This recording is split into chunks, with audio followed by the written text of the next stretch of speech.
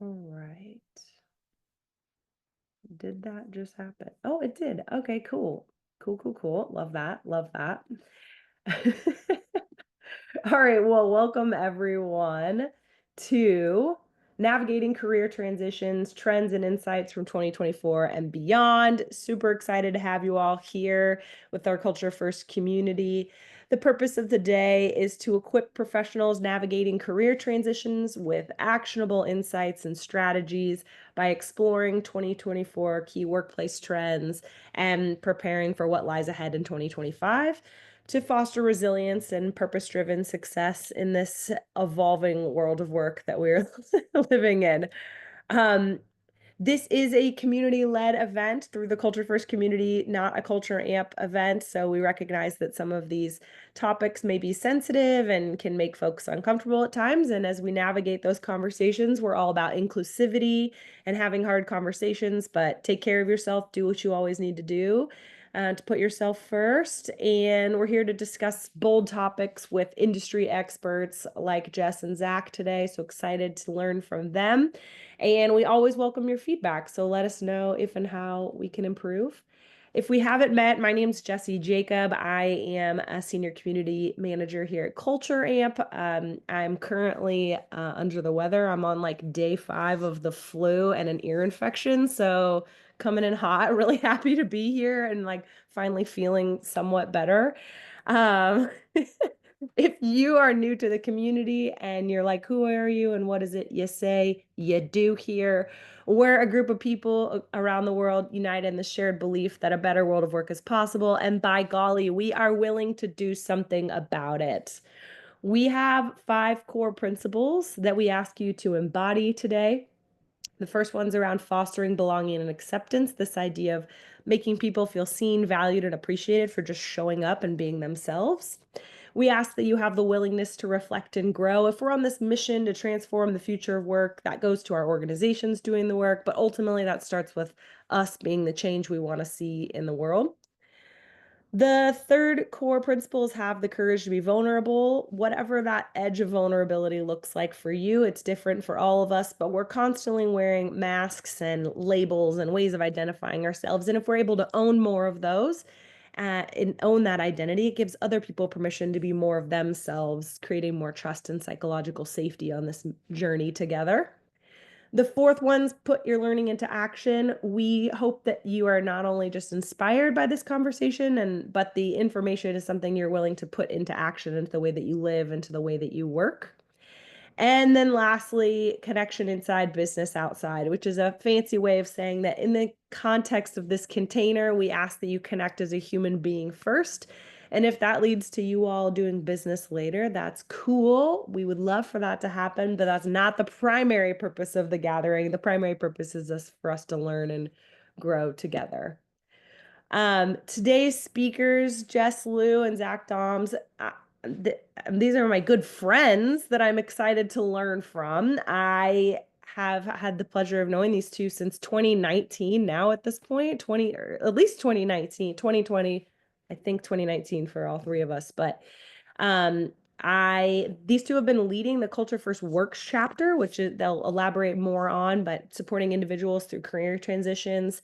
And they have been doing a whole series of recruiter insights, and they've just been amazing community members, amazing community builders. They're both doing incredible work in their like retrospective fields that I'll let them elaborate on as well.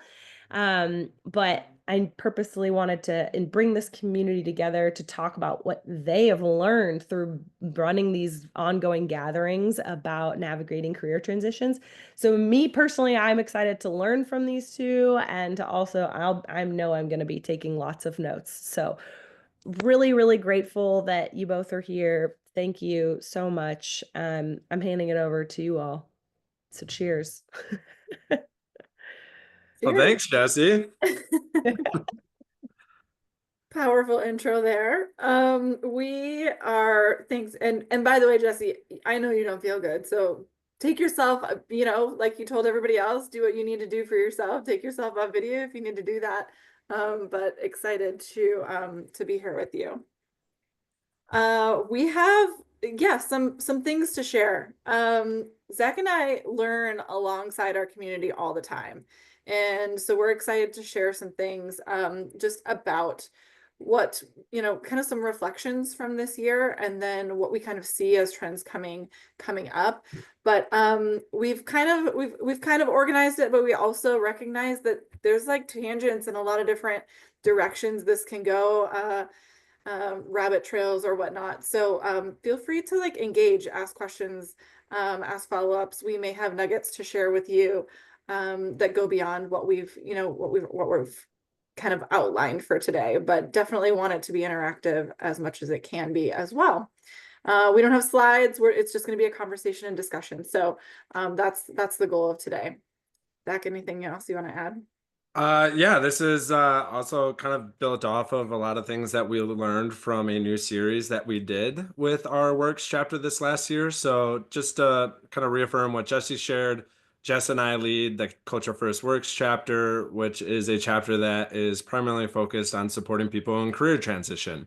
And we usually bring together career coaches, people from the field, and all sorts of voices to kind of get a better grasp on like what's going on out there, what can we do differently to maybe give us a little bit of a competitive edge in the whole talent space because it is pretty wild out there, as some of you will probably know. And we did this new series called our Recruiter Insights or Recruiter Wisdom series, where we actually brought in-house recruiters and people who are on the talent acquisition teams to share what they're seeing and how they select talent. And at the end of the day, how do they decide or choose who gets the job and who doesn't? And we wanted to hopefully get some of these insights so that our community could use that as they try to figure out and find their next culture first role. So it was a really fun experience this last year, and I'm assuming Jess and I still have to talk about ideas for next year, but Yep. I'm assuming we'll bring back that same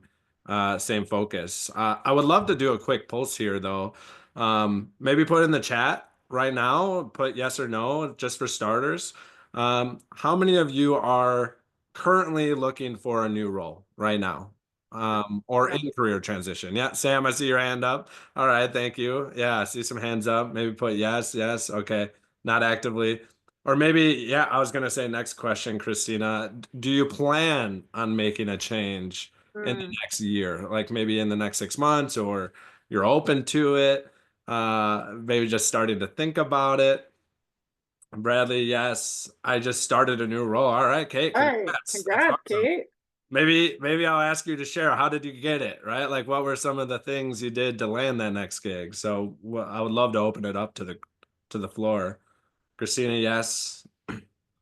Always open to new opportunities. I feel like too, maybe in this day and age, career transition may just be an ongoing thing, right? Like we're always kind of in flow and in new projects and new opportunities where I feel like it's just a normal thing to be in career transition as well.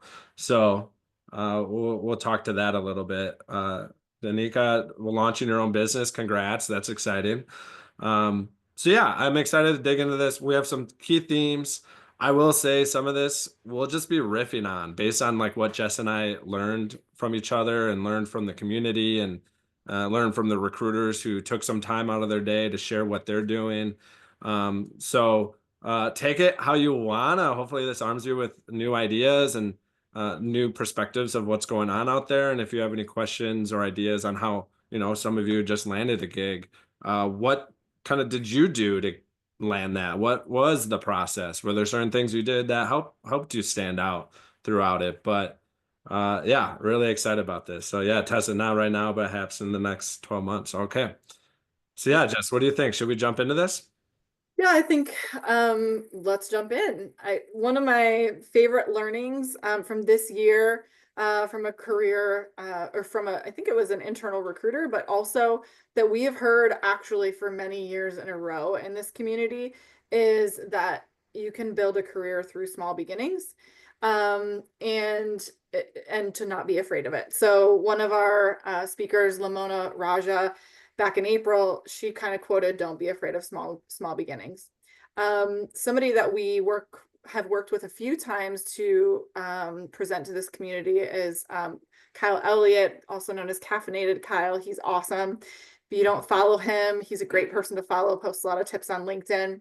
But he talked a lot about stepping stones in a career.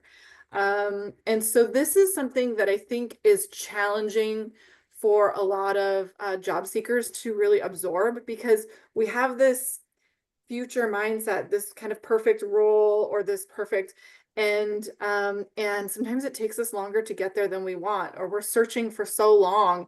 And it's like, is it okay to take a step back, or is it okay to start smaller, or something that we wrote out all our hopes and wishes on this fancy, modeling guide for what's perfect for us, and it doesn't quite fit, doesn't kind of get to that top echelon that we're looking for. And just being aware of, hey, there's a lot of opportunity in starting small or taking a step back sometimes, and leveraging those stepping stones to get where we want in the future.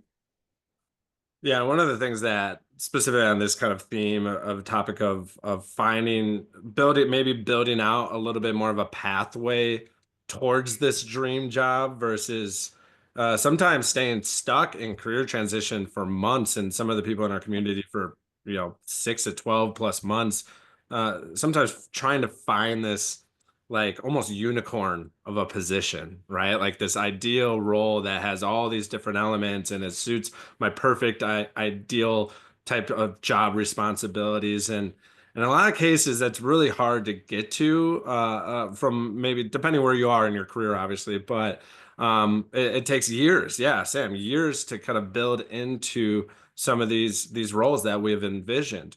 So there's sometimes what can feel like a sacrifice that needs to be made, right? Like, what are the stepping stones or experiences or things that I can do that can build me up into this role into the future? And I remember even, I run my own business and I've also been in many different roles. And I remember sometimes taking on these roles. I'm like, oh my gosh, if I step into this role, is this what it's going to be for me forever? Right? Like, is this going to be my life for the foreseeable future? But in reality, it was a stepping stone, a small bit of experience that built a critical skill set that led me into the ideal role that I'm continuously building myself into. So you might want to think about, okay, if there's this ideal role in the future, are there certain critical elements, skill sets, experiences that you can almost roadmap out and just take those steps and take on roles that help you build into that into the future and have somewhat more of that long-term view and also acceptance that this one role that I'm taking on today, it's not the perfect image of where I want to be, but it's part of a larger plan and strategy for me to get there. And these are stepping stone opportunities. So I would encourage some of the group to think about, yeah, what does that look like when you start to break it down? And it's okay to start in a smaller role potentially in terms of a title or something like that, and build yourself and build a long-term view and strategy on this path. I remember, I've shared this probably with our community, but maybe not all of you have heard it. When I was in career transition in 2018, it was a big deal. I was leaving a COO role and I was trying to figure out what was next for me. And there weren't COO roles that I wanted. There was one, and it was going to be a really, really hard job, or there was an opportunity to take a step back into more of a management level role rather than an executive role. And it was going to be a pay cut, but there was going to be more opportunity for me to learn and grow skills, and then head in a different direction than to take that same kind of leveled up job. And I just got a mentor kind of shared with me, Jess, sometimes the harder jobs or the ones that give you more experience are actually the better jobs for you, even if, and this is kind of another point that Zach and I wanted to communicate, you don't have to look at a job like it's forever. It can be a year, a couple of years, a small period of time. Taking something doesn't always mean you're going to get stuck there. And so, I just want to encourage you all that, like, you have the opportunity to unstuck yourself if you didn't like where you ended up. So, Yeah. yeah, a job isn't forever. The career goals that you have in mind, just think about those stepping stones.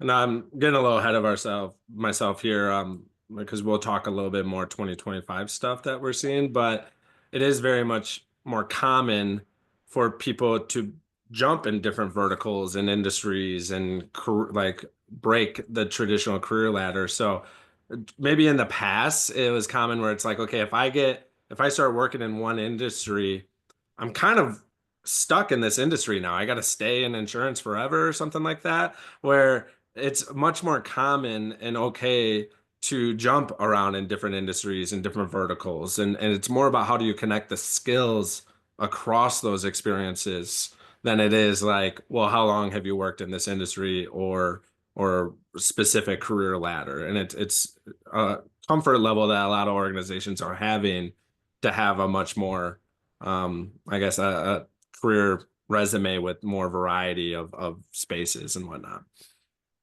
Donna, I see your comment here, and I just want to acknowledge that. I think, yes, that can be so hard. I think one thing that we've learned is that sometimes the hiring managers, they may not be looking for forever. I mean, it's very unrealistic for a hiring manager to say, I want, somebody here forever. And I think what we hear most often is that they're afraid somebody's going to jump because of the pay. If there's communication about these are skills I really want to develop, this is part of my growth, this is part of what I want to do, like this is this is a goal of mine, is to be in a role like this, to develop these skills, to give back in a way like this to an organization and be of value. I think that's a different message than I'm taking something because I have to, and I'm just going to be here until I find something else. And so some of that is communication and approach, I think, and being upfront about it. Don't let them create a story, but have a conversation about it. You might be thinking that I'm overqualified, so let's talk about that and get it out on the table, so that you can get through that story that they're creating, that they could be creating, and not have it kind of festering in the back. I think, yeah, a lot of what the recruiters kind of shared is because they will ask you that. They'll ask like, whoa, like, why does this role excite you when you've had all this other experience? You seem kind of overqualified for this or something like that. And what they're looking for is more of an understanding of the story and the purpose and the reasoning behind it. So how can you drive that in this like strategic way and have, yeah, true, like a reasoning behind it that leads to that decision that you're making for that. So, which kind of leads to this next Yep. theme pretty well, which uh, we've talked a lot about the power of being the difference in the power between active versus passive job searching. So, Jesse, you want to introduce this Sure. difference? Yeah. Yeah, and it's not what you think. I would say it's not, oh, I'm waiting for someone to reach out to me versus I am, actively looking. I think what we're talking about when we talk about active versus passive job searching is kind of taking control of the process for yourself. Um, we A good example is like a passive person might, a passive job search in the context of what we're saying might be, I've applied to 100 jobs and no one has gotten back to me. You are very busy. You are not passively sitting around. However, there's little control that you have around that process, right?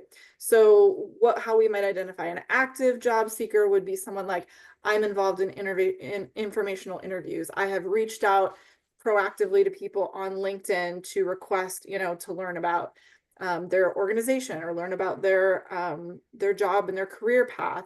Could be, I'm attending events, I'm investing in networking relationships, I'm connecting with recruiters actively. When I send in a job application, I'm finding them and I'm reaching out. And I would say, not everybody loves to hear this, changing your resume and, if applicable, your cover letter for every single application. Because if you don't, it's just, it's just not going to hit the same way that it does when you make it very intentional. And does that mean that you can't send as many? Probably, because it takes a lot more time, right? But that's kind of the difference that, Zach and I have identified in this process, is in order to be successful more quickly. We've seen that those folks that are more active in the context of what we're talking about here tend to have a little bit more success. And one of the shocking things that I didn't even know this, but like after you talk to some of these recruiters about jobs that they're filling, they're getting minimum hundreds of applications per opportunity, and in some cases, thousands of applications for one job. So when you think about what is going to stand out differently from every other person that's just submitting their resume, you really have to be active and a little bit more strategic into how you're getting your resume to stand out, right? So 90%, 95% of people are simply submitting the resume on the job forum and they're doing nothing else. So how can you start to be that additional 5% that's doing some of the things that Jess started talking about, like networking with the organization on LinkedIn, attending certain events, or proactively reaching out to people? How can you drive some of the deadlines where, yeah, in some cases, if you do get the interview, again, a passive strategy might be, yes, you send the thank you email afterwards, but you're kind of waiting for the other person to follow up to set up the second interview. A more active role there would be following up even further and saying, hey, what dates and times work for you to have the conversation with the team lead? That was the next step that we talked about. Like, so really driving timelines, driving some more of the process.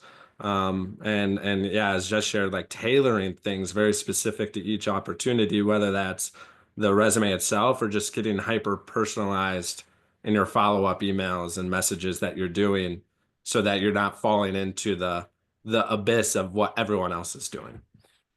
Yeah, and you mentioned hyper personalized, Zach. I think one of the things that's kind of gone by the wayside is sending a handwritten card as a follow-up. I mean, when I was a hiring manager and I would get those cards, I'm telling you that person went in a better pile. They did. And you can see the thoughtfulness. I don't care if your handwriting stinks. It doesn't really matter what you say. It's the fact that you took the time to write the address, put a stamp on it, put it in the mail. One of the best suggestions I got, if you're either in sales or in the job seeking world, is bring the card with you, have it in your car, write the thank you note in your car before you even leave the parking lot, and either walk it back in or drop it in their own mailbox so they get it really quick. Now, in today's age, you may be doing a bunch of virtual interviews, right? And so that physical presence in an office or being able to write it in their parking lot doesn't work. And so I would just encourage you to not make that an excuse. You might say, well, it's a virtual interview. I have no idea if they're working from home, whatever that might be. An active job seeker might take the opportunity to say, hey, I would love to send you something as a follow-up. What's the best address for me to send that to? You don't have to ask them for their home address or anything like that. What's an address I could send that to make sure that you get it? Or, I appreciate the interview I had last week with so-and-so. I forgot to get their address. I'd like to send something to both of you. And I think that just shows, again, that you're actively trying to kind of do what you can to control the next step and not just sitting back and kind of, if we kind of lead into this next one, Zach, not taking on, and probably might be a time to get vulnerable here, not taking on a victim mindset. It's like, I can't really do anything about this because they're working from home. Like you have power and you can take power and you can take some control over what those next steps are.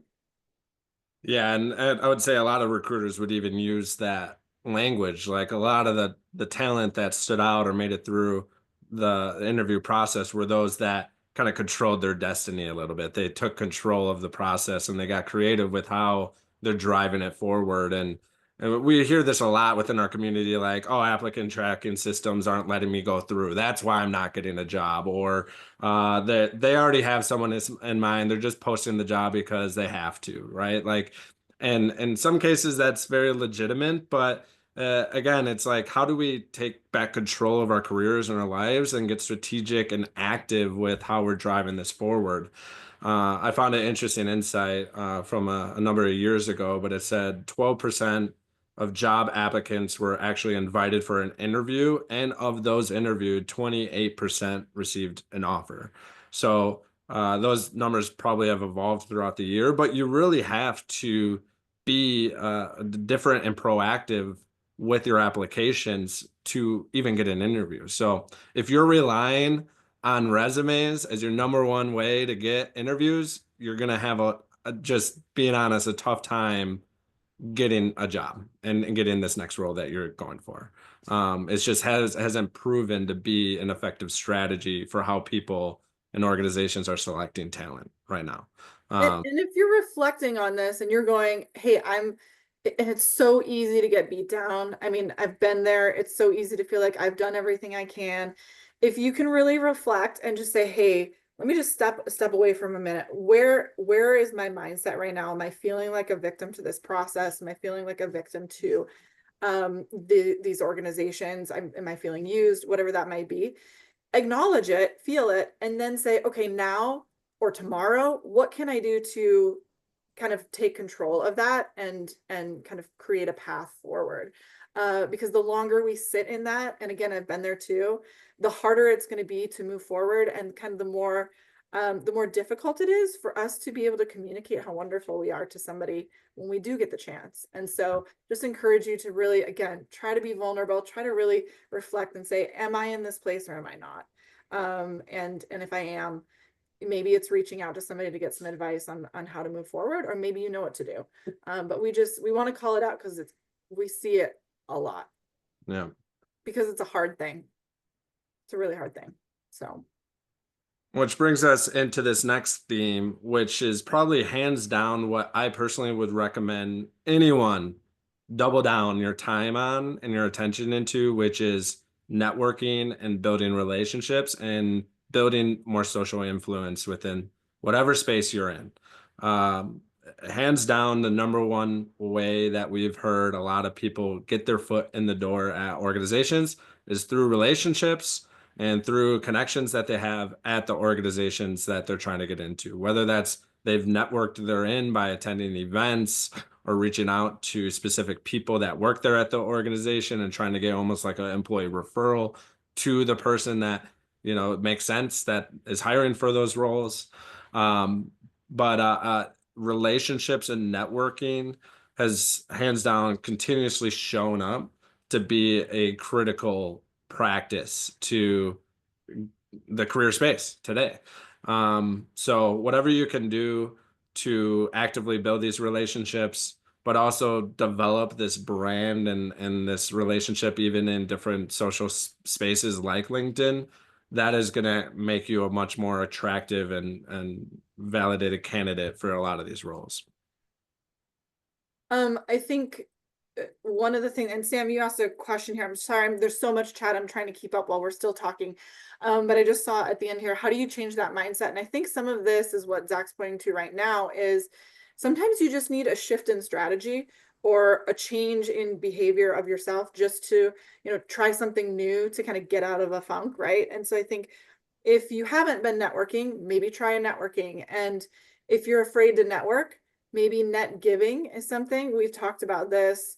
We had a speaker, I can't officially say it was 2024. I think it was like December 23, guys, but we had somebody come and talk about that. Like if you're uncomfortable in a networking situation, maybe approach it a little bit differently and say, how can I show up to this event and give something to someone? Be a resource for them, look for opportunities to encourage someone, whatever that might be, to give instead of just looking to receive. And that can sometimes change our attitude, our mindset, our approach. And it also, I mean, we know kind of the give and take of societal expectations as well as just human nature is we want, when somebody gives us something, we want to give something back. It's just a natural exchange. And so being ready to give helps make you more open to receiving, I think, as well, if somebody has a resource for you. The other thing I would recommend is that, oh, you guys, 7 months pregnant and my brain just went zoop. Yeah, I'm gonna come back to it. Okay, one thing I'll add on this Yeah. point, related to also building these relationships and getting people to connect with you or want to connect with you is how you develop your own personal brand on spaces like LinkedIn. So, recruiters And organizations are looking at social media. They are actively scanning your social presence and getting an idea of what your brand is and what type of activity you have. And recruiters are more likely to reach out or connect with you if they see active posts, active activity on LinkedIn. Are you engaging with the community? Do you have connections? I know that like even when I'm reaching out for people to work with in our community, if I see they have like 50 connections and they haven't logged in or posted or liked or commented on anything, I'm like, they're not going to respond on LinkedIn. Like they're not even here at all. So I'm going to move on and find someone else, right? So it is a very common part of our talent marketplace now, and it is connected to how companies and other people perceive what type of expert or value you're going to bring to the organization or that role. So really think about the personal brand that you're building online. Are you posting relevant content related to the career or expertise that you're trying to have within a company? Do you actively connect and reach out to people? Do you engage and comment and like on people's stuff? That all plays a role in almost like if you had to give yourself like a social score, right? Like if there's a scorecard related to your social profile, this all of those things play a role on that piece. Mhm. Yep. Okay. I feel good about what you just said, and I still can't remember what I was going to say, so we should just move on. We feel good about it. All right. So next key tip, and then I feel like we should move on to 2025 stuff a little bit. Yeah. The last one, just a little bit more on the recruiter's perspective. And this does go back to resumes. So I know I kind of said like I would double down. Like me personally, if I were some of you, I would double my time on relationships and just getting out there and building these conversations with people. Because in a lot of cases, you might be able to just skip the whole resume part and get an interview right from the get-go. Now, that being said, I would still leverage submitting resumes with the networking piece. Some of the things related to resumes, though, that we should be aware of, especially for applicant tracking systems. On one part, recruiters do get really tired, and you're talking about 100 to 1,000 resumes that they're glancing over. I think a statistic we saw was like they spend around 6 to 8 seconds reviewing a resume. So if you have text, like rich text heavy resumes, and the fonting's all different and it's all in different places, it's going to be really hard for them to quickly assess whether you go into this pile or that pile, right? For applicant tracking systems, on the other hand, fancy text and fonts, they do make it really hard for those systems to read it and match it against the things and the keywords that they're looking for. So I think it was around like 50% of applications are filtered out from the get-go by applicant tracking systems. So you really need to have a resume that's applicant tracking system friendly, right? And part of that is the font, the actual text itself, and then the keywords that match the job description versus like what's in your resume. That's why I just really shared before how important it is to like tailor and customize each resume submission so that it's very specific to that company's language that they use and what the job description like copy Yep. says. Like put those same phrases and keywords in your resume that you're seeing in the posting, because LinkedIn and other ATS systems are going to look for those keywords. And a copy paste from your previous one, a save as with a different title, doesn't solve for that. And again, I've been there. I've sat in front of my computer and gone, do I have the energy to do this? Like to, really go through that job description and really tailor this. And I think it's challenging when you're doing it all day long. And so one of the tips here that I would give as you kind of get into these more the tedious feeling parts of the application process and going through your resume and with such a fine-tooth comb every time is give yourself a goal and celebrate the win. It's hard. This is hard, hard, hard, and it's tedious, and it's, for a lot of us, it's not our strength. We, maybe relationships is our strength or something else is our strength, but doing this resume thing is not our strength. And so set yourself a goal, even if it's just like one a day or something. It doesn't have to be 100. I think quality over quantity in this case can be really important. And so give yourself a goal. And, if you say, I want to do 5 today and you get 5 done, 5 is a lot if you're tailoring it. And then, give yourself some ice cream or a dog walk or whatever it is that makes you happy because you did something, it's a win. And it's not and I think again that kind of helps with mindset too, is just, hey, I did what I said I was going to do. I accomplished my work day today. I woke up at 8, I got my workout in, I did my 5 things, I had a healthy lunch, and then I rewarded myself with a dog walk or ice cream or a movie or whatever that thing might be. Maybe it's a glass of wine because you need it. I don't know. But I think yes to all these things that we're remembering, and also, like take care of yourself in that process too, and congratulate yourself when you do a good job at it.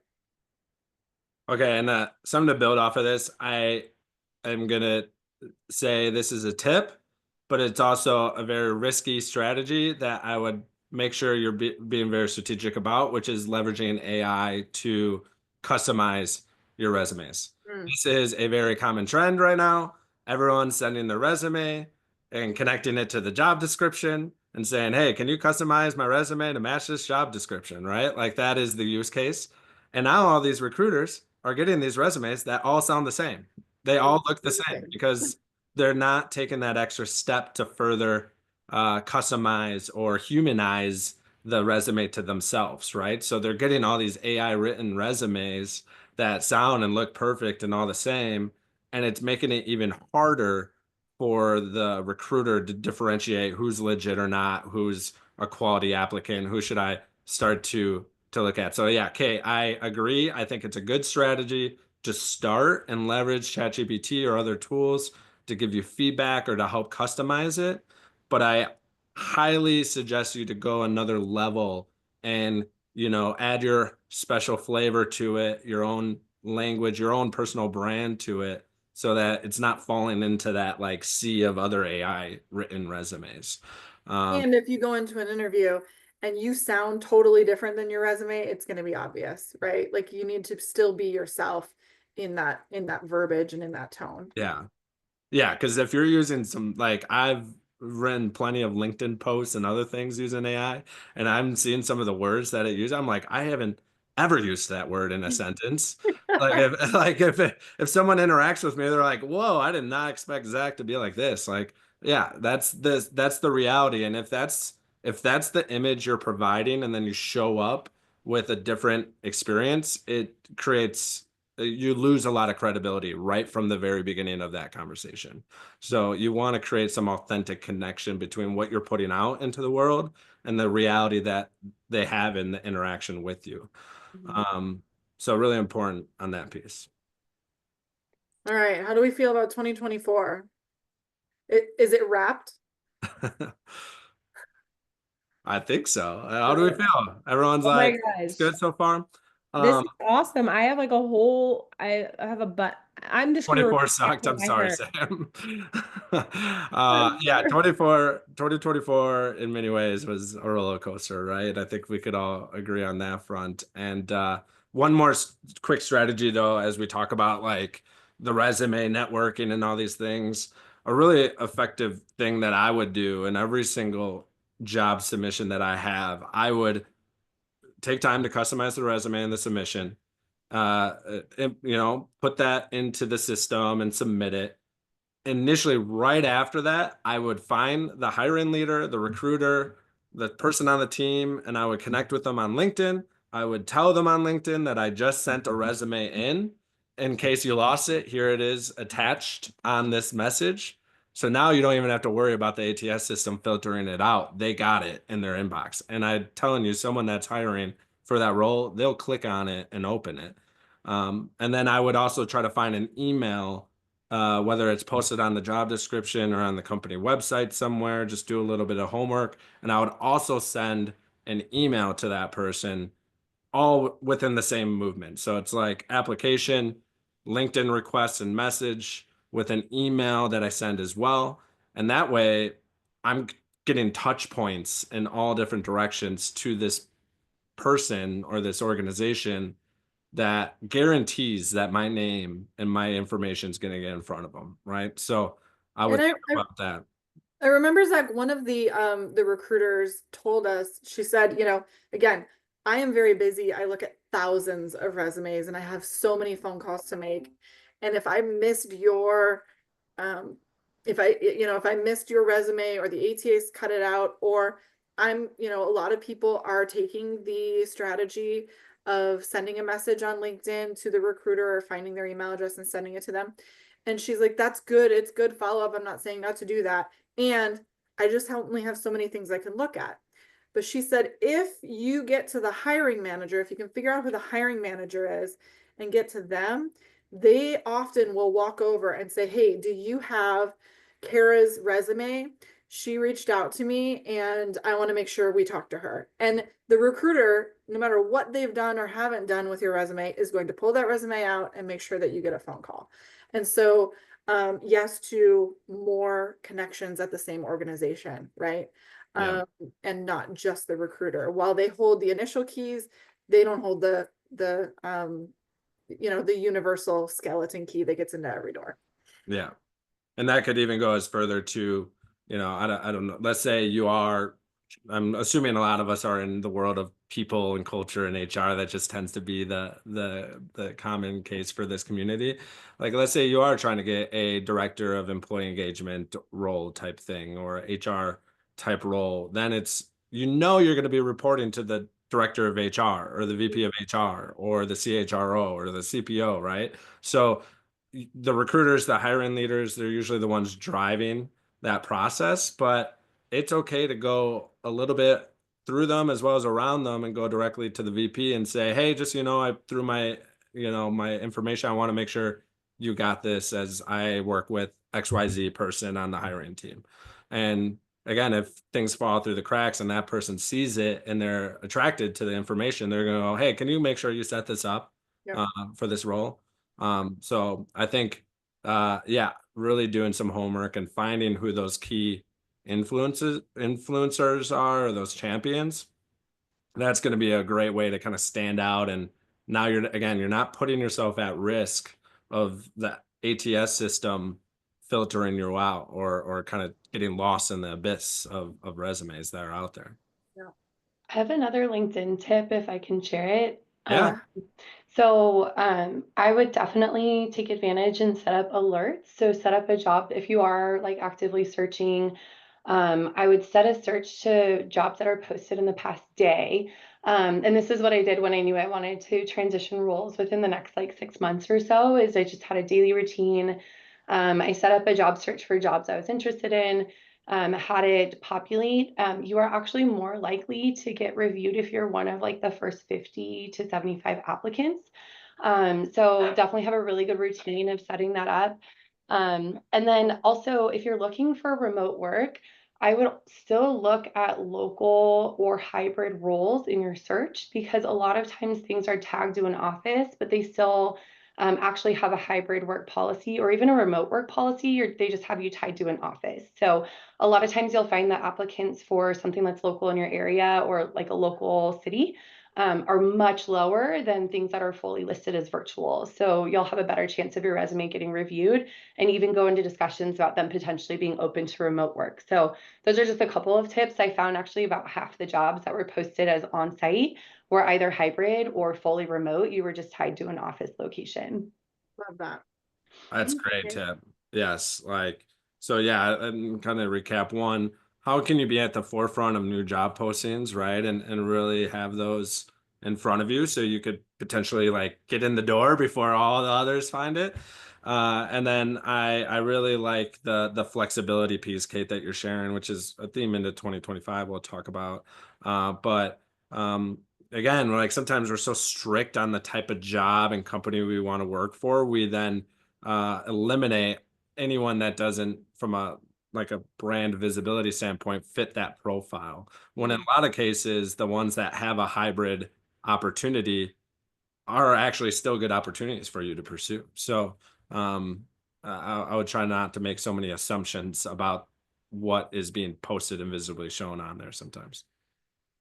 Okay, I want to be mindful of time here. I love this conversation, and you're lucky you have a community you can join and have more of these conversations in the future with Culture First Works. But I also want to get in as much as we can here. So do you want to transition to 2025, Zach?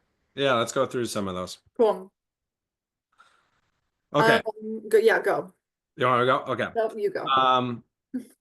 So we kind of talked about the evolving job market. We talked about relationships as the career drivers. We see that in 2025 being another big one.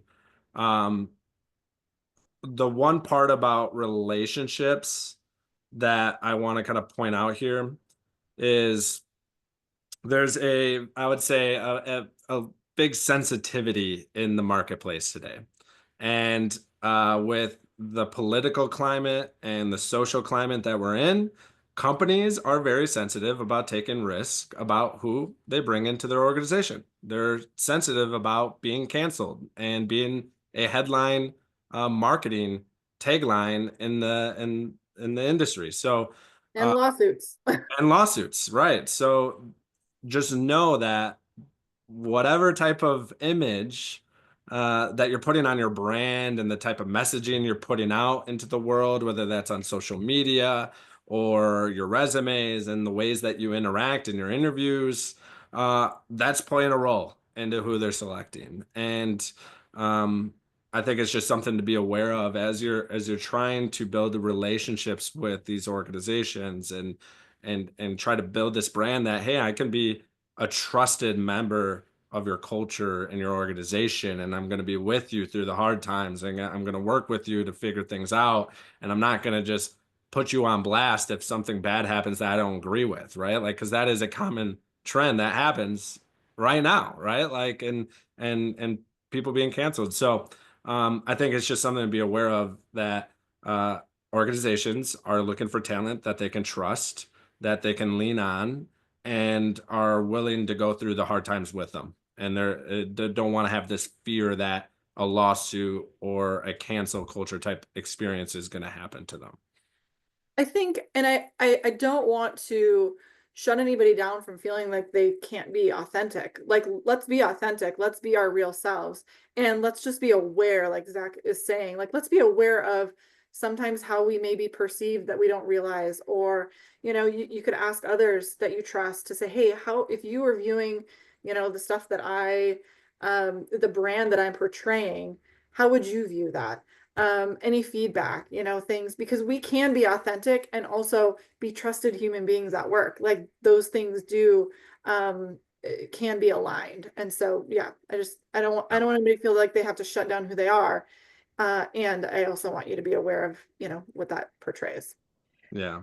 I would like add on to that, just like, I know a lot of folks in our industry are really passionate about DE&I efforts, and like me, including myself. And I think oftentimes the language with which we can even use when we're talking about those kinds of topics can come off as like you're putting shame onto other people. And I would even say like that kind of like shame blaming language might be incredibly it might be a turnoff for organizations at this point in time with where we are with the like general political landscape, is what I would say. Yeah. And I would say, like, organizations are very much on board for having culture champions, and they want to embrace these things and so forth. So and I am all for being a cultural activist. Like, I believe in a better world of work, and I believe in a better way of doing things. Uh, but I also understand that if I'm aggressively blaming or shaming people, they're probably not going to want to continue a relationship with me in the future, right? So, and that's the same way with organizations, right? Like, so if they feel like you're going to blame or shame us publicly, they're not willing to take that risk. Yeah. So kind of moving, I mean, along the same lines, but moving into a little bit different topic is being flexible. So we as, the workforce want our employers to be flexible, right? We ask for flexibility. Kate, you talked about, let's go into an organization that maybe has a hybrid and ask for fully remote. We want them to be flexible with us. I think we also need to be aware of the fact that we out of respect for a relationship, we also need to show flexibility. And maybe that's on different topics, right? Maybe we ask them for flexibility with our work hours, and they ask us for flexibility with, doing some things that maybe we wouldn't normally do in that role. Or, just be aware of that flexibility. And Zach, you pointed to it earlier, but I think you had heard somebody tell you, we want people who are willing to go through tough times and not just like throw in the towel. And that's flexibility. It's saying, hey, for the moment, I know that I gotta flex and I gotta lean into this, knowing that, hey, in a month or a couple of months, I'm gonna be able to come, and step back from that and do this other thing. So I think being flexible Yeah. is really important. Because I've heard from recruiters a lot of times they'll get an applicant that comes in and they're like, oh my gosh, this person's amazing. But then they're always like, I will never work Fridays. Don't ask me to come into the office. I'm not going to move. And then they start listing off all these demands, right? And in some ways, you have every right to have your own demands and things that you prefer. But again, when you think about the organization's perspective of that, they're going, dang, so if we don't keep fitting our workplace and the changes in the environment and whatever happens to the business and the strategy, and we're not able to support that anymore, what's going to happen? They're just going to leave because we can't fit that anymore because the environment changed. So they're looking for someone like, hey, we want to support your demands and your needs to be the best of who you can, but we also sometimes have things that are happening in the business that require things of us as people. So there's that flexibility that they're looking for of like, okay, is this person going to work with us as well when we need help and we need the Friday to work that day and things like that. So just some things to be aware of like, are you building a partnership with the organization? And it goes both ways. The organization has things it's accountable for and providing you, and you also have things that you're accountable for in the partnership back to the organization, and they're looking for that relationship. All right, Zach, we have like 1 to 2 minutes here. AI, anybody want to talk about AI? So we started talking about this a little bit earlier, but I think when you're looking at the future, again, be aware of the impact that it can have, but also don't be a victim to it. So kind of take some of that control that we talked about earlier. But the biggest differentiator that you can bring to the table is to be personal, to be a human, right? And so we talked about the handwritten cards. One other thing that you could consider is to differentiate yourself through video. So LinkedIn allows you to send video through messages now, I think. And so, or you could record your own video and send that. Like, you have options to bring the personal to the virtual world. And so we would definitely encourage that. Because again, just like it was, when I would receive a handwritten card, I think that personal side really goes a long way. Yeah. And I think this was the quote from one of the hiring leaders that we brought in was, in a world that becomes more and more automated by technology and AI, the biggest differentiator will be those that leverage the human experience and the human touch. So leverage the technology that's out there, but layer it and surround it with your own human touch and kind of flavor with it, right? So it's a very powerful thing when you're able to do both those elements. Yeah. All Okay. right. Nice. We did it.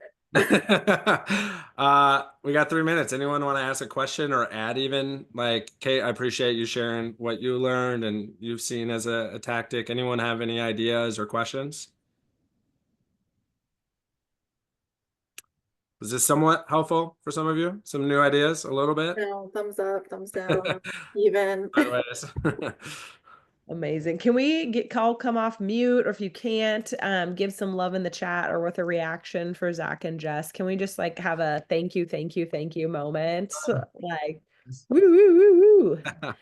Appreciate you both. This was awesome. I have a bunch of notes, like create a roadmap, be willing to take small steps and have like lily pad moments, be willing to take a job for a short amount of time to get the skills you need.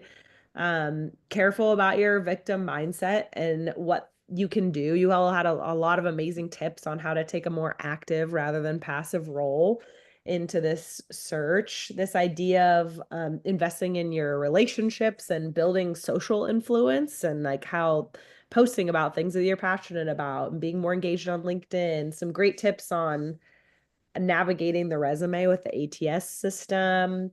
And then I am loving actually the stuff that you all had about 2025 and beyond. And I could totally see how the video element will play a huge role into that as well. I think that that's a really cool tip. Okay, we have a minute left. Obviously, we talked about things from the employee perspective, but Culture Amp has some research out here too that I wanted to make sure that you all were able to check out that's appropriate for this conversation around why employee development should be HR's top priority. And I can send this out in the follow-up resources, but essentially, like, employees that don't feel that they have access to learning and development are 2 times more likely to leave within 24 or within 12 months.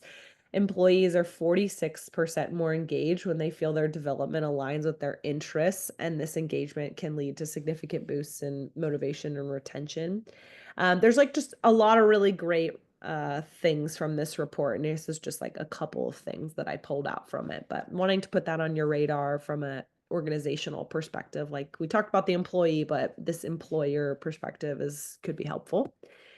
If you're not already in our People Geek Slack community, join us in there. Keep the convo going. So got a QR code here for that, and which is just another digital space for us to have all sorts of different conversations. And then some upcoming chapter events. We have Navigating Difficult Conversations on January 14th, which is open to anyone, but it's hosted by the Berlin and Indianapolis chapter. Dealing with Toxic Behavior at Work on January 23rd, hosted by the Barcelona chapter. Again, virtual, open to anyone. And then Embracing Neurodiversity, Unlocking Hidden Talent in the Workplace, hosted by Chicago, but it's on January 29th. Again, open to anyone. So thank you for being here. Yes, connect with Jess and Zach on LinkedIn. Join the Culture First Works chapter to stay connected with these two incredible humans for the content that they bring out for 2025. And with that, let's do a Culture First clap out. Are you comfortable with that, squad? Jess, Zach? Okay, cool. Do it. All right, Jess, will you be the count to us? So here's what's gonna happen, everyone. Jess is gonna count us to 3. She's gonna go 1, 2, 3. We're all gonna clap, and then this meeting will have concluded. So give it a thumbs Okay. up if you understand Got what's about. on mute. Everyone's Okay. got on mute, right? All right, so everyone come off mute if you can. All right. Thank you all for being here. Cheers to co-creating a better world of work. Jess, over to you. 1, 2, 3.